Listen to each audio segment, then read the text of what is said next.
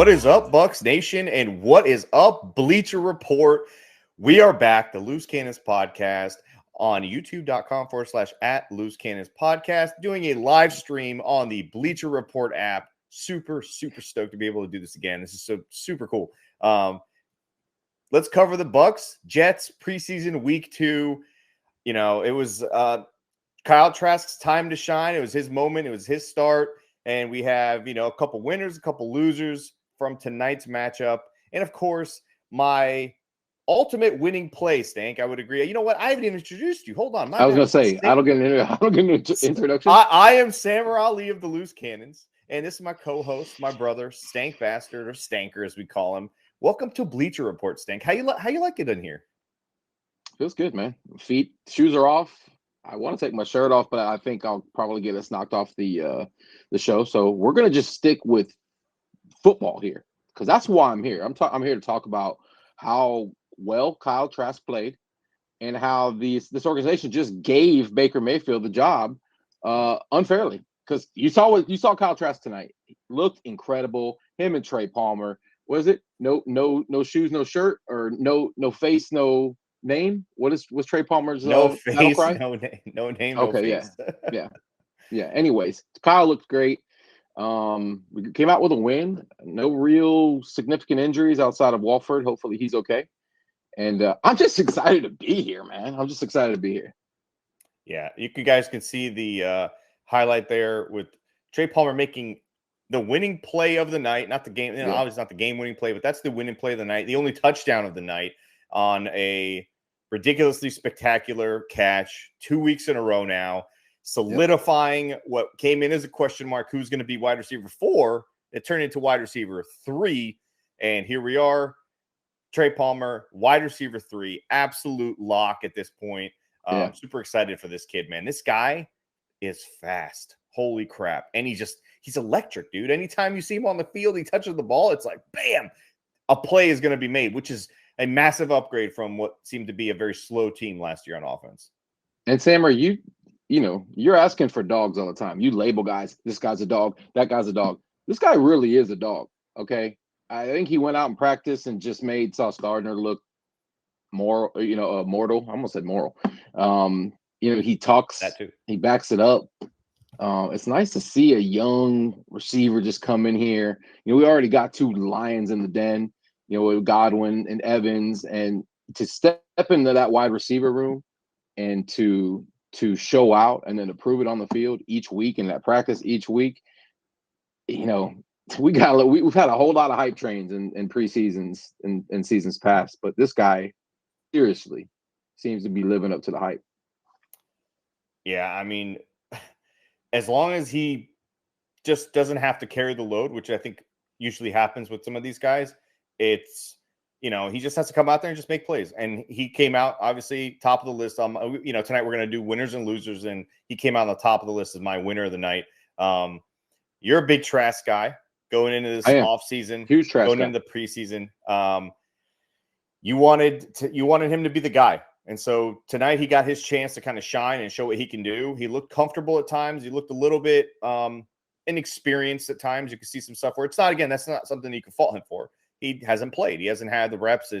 You can't be faulted for inexperience. And so some of that showed a little bit on that corner blitz that came in hot on him, and he didn't really have a pre-made decision at the line. Either take a sack, throw it away, it almost made a disastrous play. I had no offense, man, but he's top of the list of losers of the night, and not just even of his own fault, but he lost the quarterback 1 position at this point. It's obviously Baker Mayfield's job, so I just he want didn't you lose that. To acknowledge he didn't lose that tonight. He didn't lose that tonight. He didn't win it tonight, but he lost it overall. Is my point. So okay, well, you're going against a guy, first round pick. Came into the league with a lot of notoriety. He's won a lot of football games. Has a playoff win. He's looking to restart his career here in Tampa, and you've got a coaching staff that needs a guy out there who can lead this team. And for sure, from a leadership standpoint, Baker has been head and shoulders above Kyle. Nobody will question that. It's what's going to come down to is decision making. He's been a guy who's turned the ball over quite a bit in the past, who's taken a lot of sacks in the past. He's been extremely defensive at times, with the media and kind of rub people the wrong way with his attitude. So, it's a fresh start here. What happened in Cleveland and whatever happened with the plethora of teams he played with last season, that really doesn't matter now. It's a fresh start here. Brady's gone. This team needs a new leader, and he stepped in from day one as a leader, and obviously he's backed it up on the field enough so that Todd Bowles and Canales and Jason Light and everybody in this organization wants to see if Baker has what it takes. And it's a lot easier to go from Baker to Trask than it is from Trask to Baker. If you put the ball in Trask's hands now, every mistake he's made is going to be second guessed. He's going to be under the microscope, and everybody's going to want to push Baker in there. So let's see what Baker's got. The first 4 games are no cupcakes, and this is going to be a test.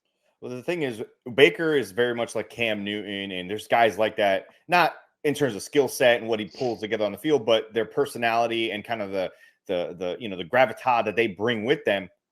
You can't have a guy like that be a backup. He kind of has to earn the backup job, if that makes sense. Yeah. He's going to have to be publicly demoted. Otherwise, it's going to be Baker that everyone's talking about. Whether Kyle does well or doesn't do well, Baker's going to be the conversation. And that's for 2 reasons. You don't want that because it's not good for your team, and then you have split locker room. But secondly, it's not good for confidence for a guy like Kyle Trask. So you kind of have to go with the guy that's experienced. You can't lean on the guy that's inexperienced and hope that he brings you along, especially if you're a guy like Todd Bowles. We've talked about 100 times on our show that his job may be on the line. Whether that's the case behind closed doors or not, you can't go in and just be like, all right, I'm going to hang everything I got right now on this guy who's never taken a meaningful snap in the NFL. Yeah. Whereas I have a former top overall pick in Baker who has shown enough flashes that I can say, you know what, I can lean on this guy. I put him in a good situation. Canales looks like he knows what he's doing from what we've seen in the preseason. Well, tiny bit, obviously, but you can see that he's in a good situation. So this had to be the decision. I know you were a big, Trask guy, but I think you understood that going in, that he had to absolutely just play extraordinary for him to win this job. Yeah, I mean, I don't think he disappointed. I honestly don't. I think he gained a lot of respect from a lot of people who question his ability, question whether or not he, was a trash throwaway second-round pick. To me, he looked fairly impressive coming, all word out of camp. He looked really well. He made this a competition. He may end up getting an opportunity at some point. We don't want to see that, right? We don't want to see that happen this season, but it could. No. You never know. But my thing with him is he's kind of a rookie. So, yeah, to see where he's gotten from in terms of what we saw him as a rookie in preseason, and then last year in preseason where he looked good for one game, and I think the other game he kind of looked, pedestrian. But for him to go from that point to this point, I'm like, okay, I can kind of see where there might be something there. I just feel like it needs another offseason. It needs some sort of game experience. He just needs a little bit more to get there. Which is, maybe after this season, if maybe it's a 500 season, you're like, hey, let's another competition. Bring in a rookie or don't bring in a rookie, whatever plays out in the draft. I think he has earned himself another shot to at least compete. Yeah. And I feel like with a little bit more under his belt, maybe he can be that guy. He made a hell of a throw tonight. Unbelievable throw in the face of, these guys, they ended up hitting him in the head, obviously. They didn't even call it a penalty. He made an amazing throw, and Tompkins dropped the ball. Should have been a completion. That brings me kind of my second loser of the night. And I'm pretty sure you'll agree. Trey Palmer wins wide receiver 3. Devin Tompkins should have won wide receiver 3. He's been here. He had the trajectory. He's making plays in camp for 2 years now. He doesn't seal the deal. He doesn't come up with plays when they're there for him tonight and in the first preseason game. Yeah, it's unfortunate too, because the guy's got lots of skill, but it doesn't really matter if you don't prove yourself when you get the opportunity when the lights are on. Yes, these are preseason games, but the pressure only mounts. When we walk into Minnesota, in week 1 with the horn blowing and in that kind of environment, you have to be able to produce. And he's just not proving that he's in limited exposure. He's not proving that he's that guy. And Trey is proving that he's that guy. So I'm not throwing dirt on Devin Tompkins. I still think he makes this team because behind him, it looked even worse. And at least he's flashed in practice. We know that guy has the ability to make plays. He's, probably the freakiest athlete on this team offensively for sure.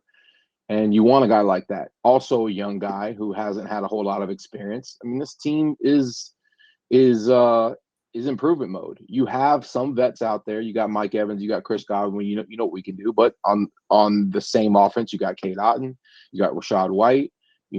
Potentially Trey Palmer. A guy like Baker's got to prove himself. A real mix of youth on the offensive line. Potentially a new starter at right guard. You got guys shifting to new positions. There's a lot of guys on this team offensively that have a lot to prove, and it's not going to be easy, man. You look at every other roster, all 31 teams, and there's a lot of talent out there. This Jets team we just played, full of talent, and they just imported Aaron Rodgers, and we already know how that goes, right? You got talent.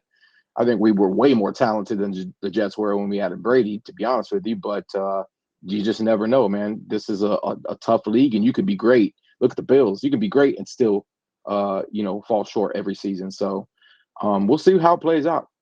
Jay Dean makes a good point here in the chat. He says, Bucs are just not in a position to raise a young quarterback right now. Yeah. That's a good point. You've got, a plethora of defensive guys that are not rookies and are not, but they're also not old, and they're kind of hitting their prime. They're very talented guys. You gave 2 cornerbacks pretty decent deals over the last 2 off seasons. You can't really go into develop a quarterback mode. It's not set up that way. You also have a Mike Evans who's on his 10th year, possibly coming back, maybe not, maybe retiring. Nobody knows. You got Chris Godwin, who's in the prime of his career. He's working his ass off for a second or third contract, actually. So there's too many pieces that are talented and working towards something to be like, hey, we're going to go ahead and scrap this entire season and see what we got here, like they're doing with the Packers and Jordan Love, who even Jordan Love has earned a lot more than what Kyle Trask has earned. He's also been there. He's been working his ass off, and he's gotten time. He's gotten to show stuff in actual games at the NFL level against NFL starters, which, we haven't seen. But Devin Tompkins, he may be one of our losers tonight, but he's still going to be wide receiver 4. He's clearly our punt returner and kick returner. He showed a really good flash of speed tonight in one of those kick returns that came back with a holding call, of course, because that's what the Bucs do. Get a return as a Buck, you always get, and not just one flag. They had 2 infractions on that play. So it's not the end of the Devin Tompkins story by any stretch of the imagination. So it's good to see both of them on the team, but wide receiver 3 is a big upgrade over wide receiver 4 because you see the field almost always in the current NFL. It's not like back in the day with Jacquez Green and those guys, that just. Whoa, shots fired. Jacquez Green is an absolute legend. Started as a wide receiver 3, man. That's how it goes. I would not mind him on this team right now. I'll take Wesley all day. I love absolutely. That was one of the best 81s this team has ever had. Might be the best 81. Definitely wasn't Tim Brown. No, definitely wasn't Antonio. Bryant? Not that. We love Antonio Bryant. That's 89 anyway. 89. Yeah. Another loser for me, Stank, and I think you will agree with me on this one, and maybe you won't. Logan Hall, second-year guy. He's now the starter on the depth chart over William Golston, who's been here forever, who I think is still a very, very good player for the position he comes in. He's a very good role player. He's like the Robert Ory of this team if we were playing basketball. But Logan Hall, man, 2 preseason games, second year now, you should have a little bit more under your belt, and he's just not. I don't see him. He's not screaming off the feet. He's not screaming off the tape, man. I don't see it. I don't see it. I understand why they drafted him, but I hope there's something there. But for me tonight, having a guy like I just blanked on his name too. The guy that we signed from the Rams to come in here and basically steal tackles for him in the rush game and the rush defense is not. That's not what I want to see from my guy that I drafted in the second round, basically the top of the second round with Logan Hall. Yeah, but pass rush is a symphony. You've got a mix of guys in here, second, third, fourth string guys. Let's see if he's improved his game when he's in there, with the big dogs, with Vita Vea, with Cansey. Inside guys, it's hard to flash that position. You have a lot, of responsibilities that people don't understand. You're not always in pass rush mode. And he's a big guy. You know, I didn't isolate him on him tonight, but I'm sure he saw his fair amount of double teams. I'm not ready to bury him yet. I think from what we've heard, he's rebuilt his body in the offseason, got a lot stronger. He's not going to be that pass rushing interior guy. He's more of a run stopper, and but lined up in there with better talent around him, you could potentially see him flash. I don't think he was, he stood out as a liability tonight in any way, but he didn't stand out and flash like you said. But that's tough to do at that position. I mean, he shot the gap a couple of times. He broke single blocks a couple of times. And when he was in a position to make the play or the tackle, he didn't. So that's kind of another thing. Like, half the battle is getting in the backfield and creating penetration, which he did a couple of times. And I was like, oh, look, Logan Hall's, but doesn't make the tackle. And I don't know enough to know that if his responsibility is to make the penetration happen and kind of drive the ball elsewhere, and if someone else cleans up the tackle, then he's done his job. Or if he's supposed to get in there, be a Warren Sapp or even a Gerald McCoy to an extent, and get the ball carrier down every single time he penetrates, which at this point, I just want to see a play being made. That's kind of my thing. But again, I'm not a D-line guy, so he could be doing well. You compared him to William Golston, and that's a guy that took a while to really find his true position. He was an outside guy and then gained some weight and went through a couple of different coaching staffs and was asked to do a lot of different things, and ultimately, found his lane and ended up being a really solid interior guy who has outside ability too, and that's hopefully what we see from Logan Hall. Keep talking because I got to plug in my computer before it dies. Sorry. No, I was going to say that I'm almost certain that they brought back William Golston to help Logan Hall because they basically played the same position and they put him behind Logan Hall, not only just to push him, but just to teach him, bring him along. Because William Golston might be the best run stopping guy on our team from a defensive line standpoint. And that's not a shot at Vita Vea, not a shot at any of these guys. I haven't even seen Cansey play yet. So I'm sure he's going to end up wreaking havoc, especially next to Vita. But Golston has been extremely reliable since Bruce Arians and Todd Bowles have gotten here. He's been the guy. He's been able to, be a very consistent run stopping player on that D line and kind of do his job. It's not, the glorious position as a D lineman. You're not getting a lot of sacks, and you're the kind of the guy that just has to do all the dirty work. But it's a very important part of what you do. No, we drafted that guy though. We drafted that guy in Cansey, right? If you're a Bucs fan, you think interior guys are pass rushers because of Warren Sapp. But really, Gerald McCoy, who also got to the quarterback quite a bit, had a great first step. Everybody knows about McCoy's first step. It was legendary. But worked against him sometimes. Yeah, definitely worked against him sometimes. But that's definitely not the rule. Those guys are outliers. There's only one Aaron Donald out there. And outside of that, you got guys like Chris Jones who are just so much bigger and stronger and better than everybody inside. They dominate in the interior. There's different kinds of guys out there, but we'll see. The young guys and sometimes they just take a while to develop. I did see in the chat somebody asked what defensive player did stand out. Yeah. How about D. Delaney? Yeah, dude. All over the other night. I was going to mention that and actually say D. Delaney. Absolutely. I mean, basically, he's been written off. Not maybe publicly been written off, but they basically said, I can't remember his name. I can't pronounce his name. It came out of nowhere. That the cornerback position was not D. Delaney's at this point. It was the other guys. And Delaney came out there today, made plays, was all over the field. Another guy that stood out to me, he's not going to be a starter, but J.J. Russell, number 51, comes back in. I think he had an injury last season, so we didn't really get to see him play during the season. But he looked like he was everywhere. He forced a fumble. He was in on run plays. He was in pass coverage. He was rushing the pass. I mean, he was doing a lot of what you see from Levante David on a week-to-week basis. And this is a guy that's coming in as a backup. He's going to make the special teams unit, obviously. You got to see guys like that. But that's a really great sign to see a guy like him that's going to be a depth piece, a guy you can bring in if someone gets nicked up, or a guy you can bring in, to mix things up a little bit. So that guy definitely stood out. And then obviously D. Delaney. Otherwise on defense, Zion McCollum had a couple of plays that I was like, okay, I see that. he kind of addressed what he did last week. Remember that play on the edge that ended up being a rushing touchdown against him last week? Took a bad angle, ended up falling for a bit of a fake, I guess, and he ends up giving up a play. He didn't hold contain. Tonight, he held contain and held on to a guy's shoelaces until he fell down. Open field tackle for a cornerback, like Rondé said during the game, that's a big deal.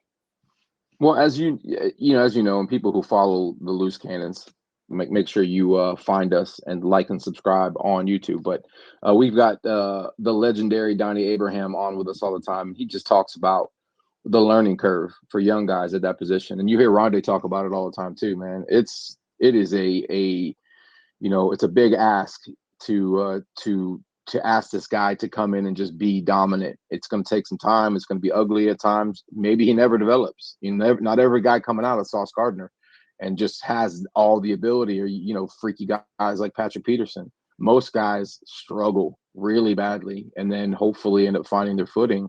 And Zion's one of those guys. And according to Todd Bowles, he's made a big leap. And he's definitely looked better so far, but he's made some bad mistakes too. Tonight, I thought he looked solid. I just sent out. So for those of you who haven't been in here before, we always send out polls throughout the conversation to kind of gauge what you guys think and to give us a little bit of feedback. And one of the first ones I dropped was, after 2 games, who do you think has earned QB1? 31% Kyle Trask, 63% Baker Mayfield, and 6% Brad Johnson.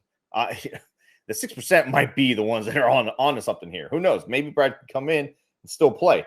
The other one I dropped earlier was hold on. Let me stop you though. I'm pretty sure that Brad Johnson this week on Twitter said that he would start over both Baker Mayfield and Kyle Trask. Brad said that. And today, and if or back in his day? No, today. Today he could start over both of them. He said that this week. In trick shots and whatnot. I'll find the tweet. And by the way, is there a more accessible Super Bowl winning quarterback, a nicer guy than Brad Johnson? Like, he'll talk to you on Twitter. He'll talk to anybody on Twitter. That guy's a legend. Yeah, so he's a very good friend of mine. He did something that makes you very upset.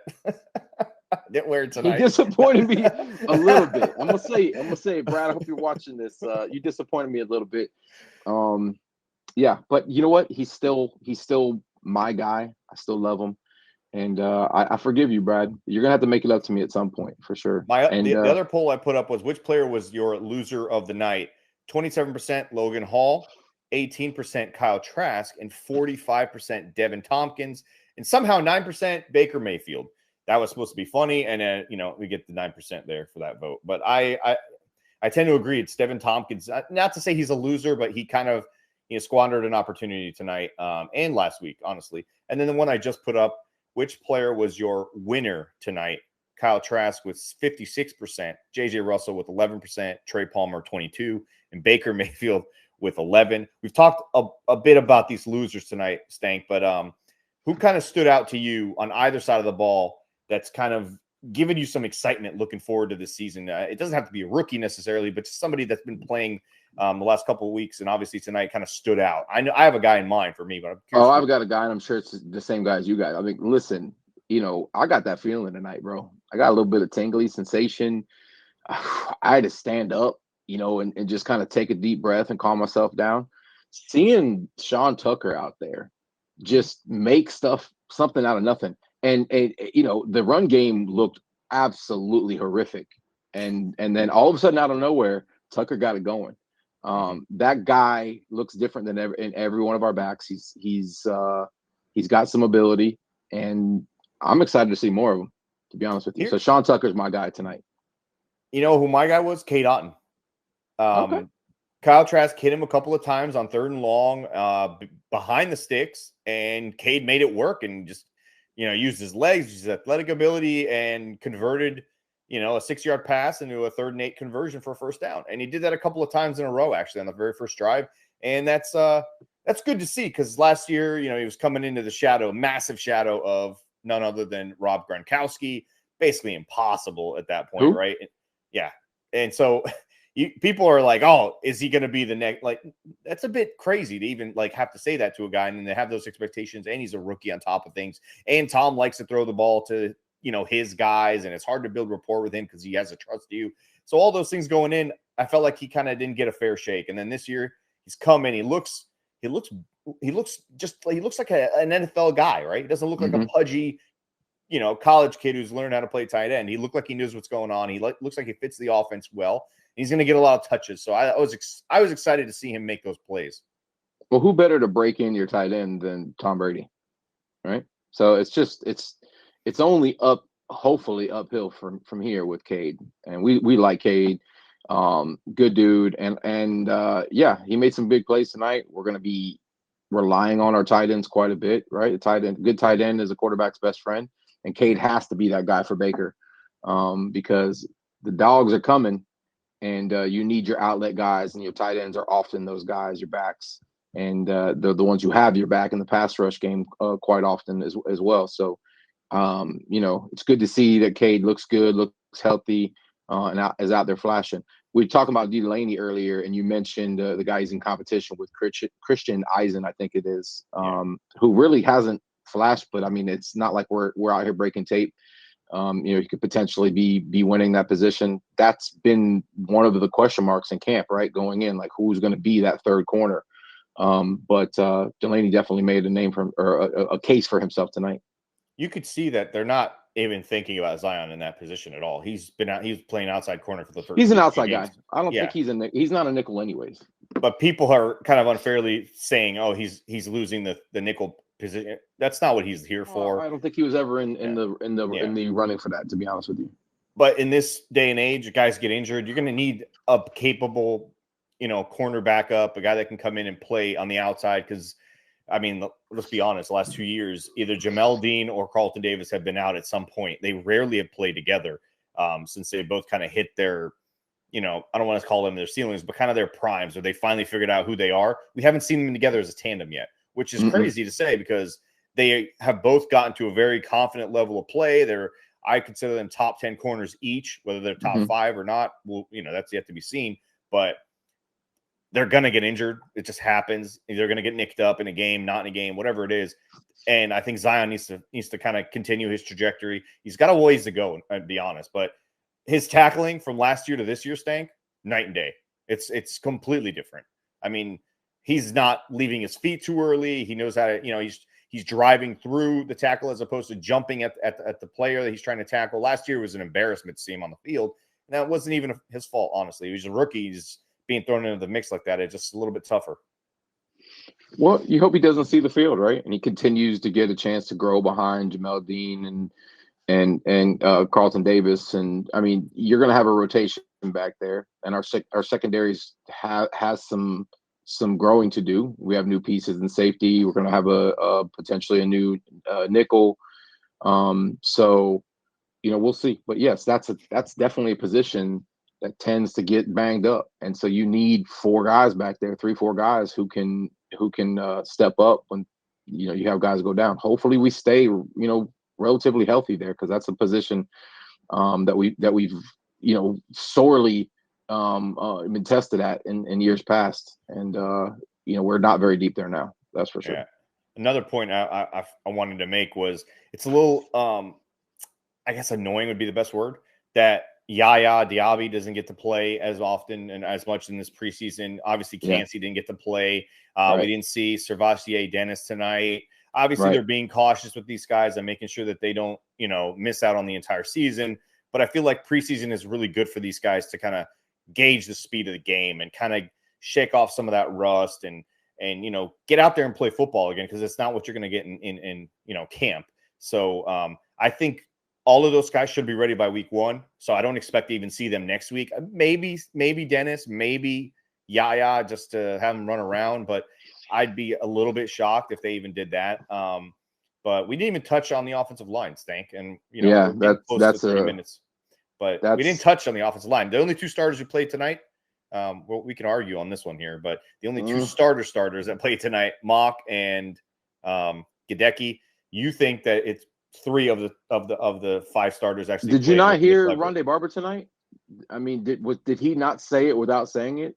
Ryan Jensen is going to miss time. I mean, if you put any kind of weight on what Rondé was hinting at the entire night, and maybe I missed it, maybe he talked about it, but I didn't hear the explanation. But it did sound a whole lot to me like it's either going to be Hainsey or Leverett at center, and neither of them have looked good. Neither of them. But my thing tonight, they played Nick Leverett with the starting unit, or the starting unit, as you want to call it. And listen, I thought he played well last year as a guard coming in relief duty, and when they had Hainsey at center.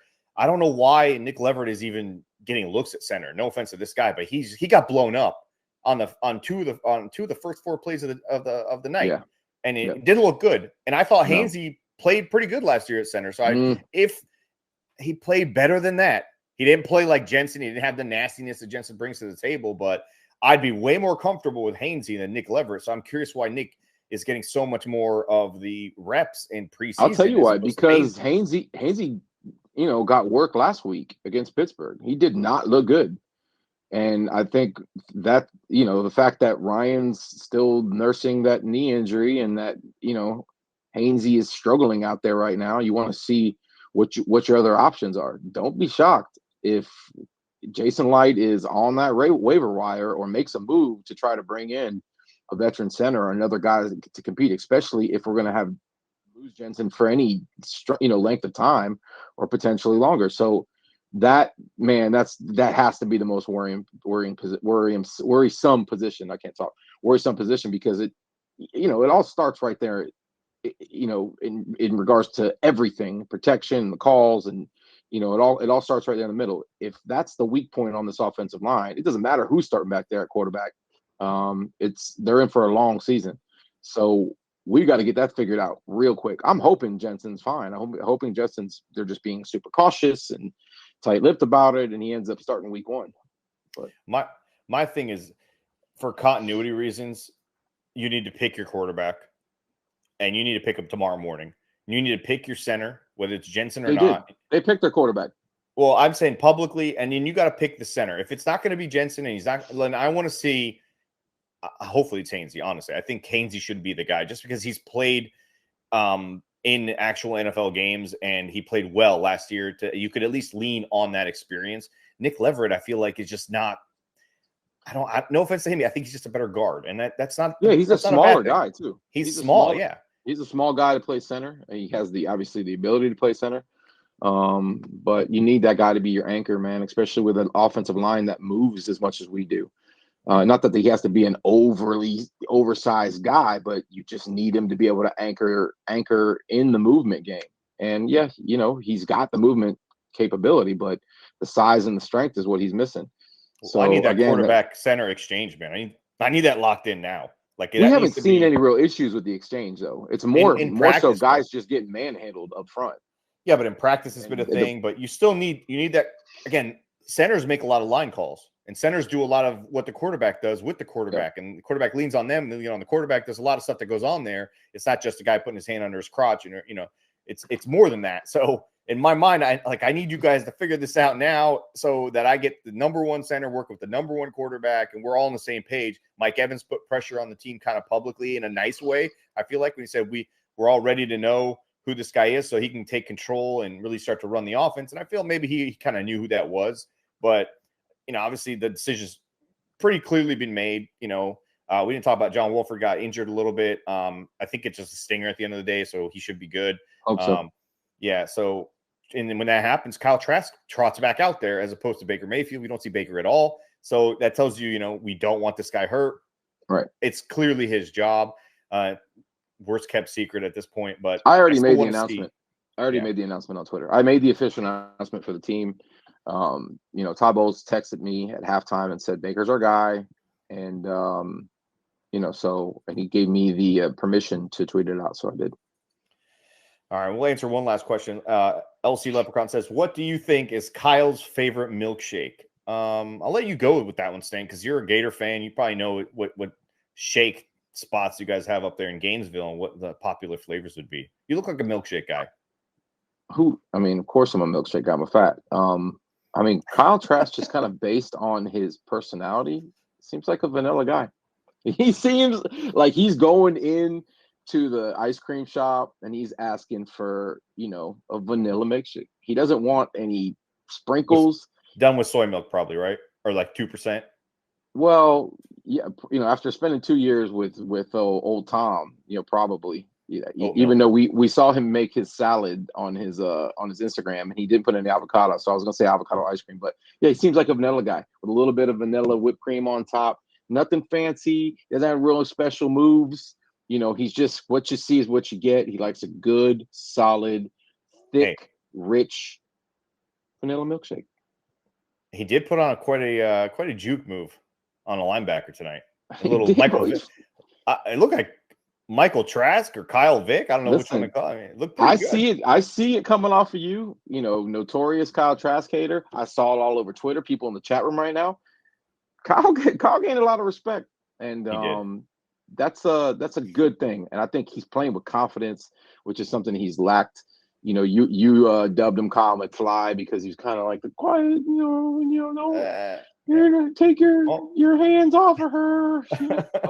But he stepped up and he punched Biff in the face, and now we know, that Kyle's got some dog. Right now, Biff has his girl.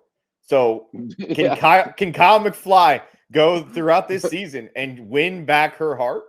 Will he finally be able to piece together the photo and make sure that Marty McFly lives again? No, because right now the family's dead. Everybody on that has disappeared. Yeah, all of them. You can't even play. He can't even.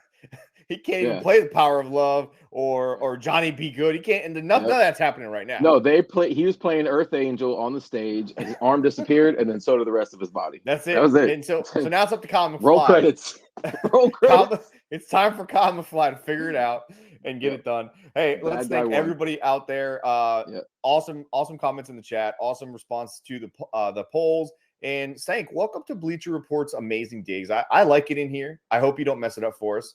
I didn't put my feet on the couch last time. Obviously, this time I'm a little bit more comfortable. And so, massive thank you to the people at Bleacher Report for letting us come in here and do our thing. Way cleaner version of us, but I don't mind it. I don't mind it. Now my kids can watch me talk about my favorite Bucs team, right? Football team. Now churches all over America can play our show. They've never had this type of exposure. I mean, word on the street is the Bleacher Report people were nervous. I get it. I'm coming on the show. I'd have been nervous as well. I'm proud of myself, honestly. I thought I was going to completely fumble the bag. Lightning struck my house. I'm recording on just a bum setup right now, but it doesn't even matter. I'm here. Okay, I show up. It's almost football season or almost regular season. I like that about you. You're like the AC Green of this team. You're not going to do much. You might get a rebound or two. Might get a couple free throw opportunities, but you're there every night. You're on the bench. You hike up your shorts real short and you run onto the court when your name's called. And I like that, man. We need guys like you. Every team needs that glue guy, I guess you could say. So, normally Bobby Latte, who is our third member, who you never mentioned last week, and you were about to go an entire show without mentioning now. Normally he's the glue guy. Actually, I didn't mention you last week. I mentioned Poppy. Yeah. Well, anyway, hey, thanks to everyone out there. If you liked what you've heard from us and you want to hear way more and watch way more, check us out on youtube.com/@LooseCannonspodcast. Hit us, give us a like, subscribe, leave a comment, tune in. We're live 3 to 4 times a week, and we do a bunch of crazy fun stuff. We have a lot of cool things up our sleeves for this season in 2023. And again, Bleacher Report, thank you so much. And follow us on Twitter, y'all. Go Bucs. Yeah, right here. Am I allowed to say @Stank that word? Yeah, read what's on the screen. Follow us on Twitter. Go Bucs. Welcome to Tampa Bay. We fuck them up when we raise the flag.